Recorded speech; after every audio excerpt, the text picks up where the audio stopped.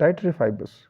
In humans, there is no appreciable digestion of the dietary fibers, for example, cellulose, hemicellulose, lignin, due to the absence of certain microorganisms in GIT which breaks down these substances.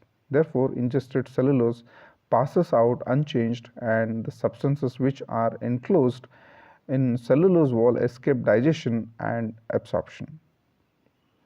The physiological importance or significance of dietary fibers. Increased bulk of this undigested residue stimulates the intestinal peristalsis, which in turn increases the passage of food through the intestine.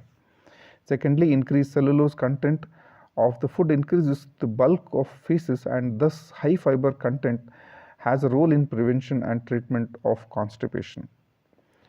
The fibers reduces efficacy of absorption of digested foodstuffs by forming mechanical barrier between nutrients and absorptive surfaces, thus reduces the sudden increase in the blood glucose level after a meal, that is postprandial hyperglycemia.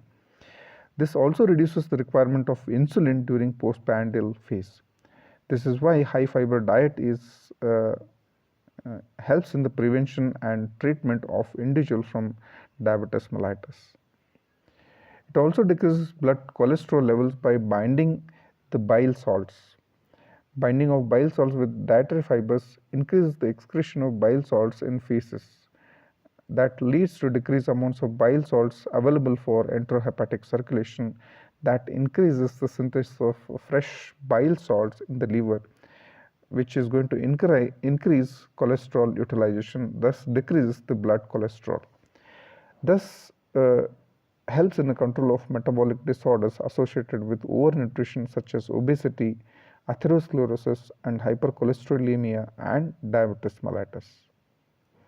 It also decreases the incidence of colon cancer by dilution of carcinogens by water held by dietary fibers, and it also decreases the duration of contact between carcinogen and mucous membrane of colon, as fibers increases the colon motility. And some carcinogens, they also may bind to dietary fibers.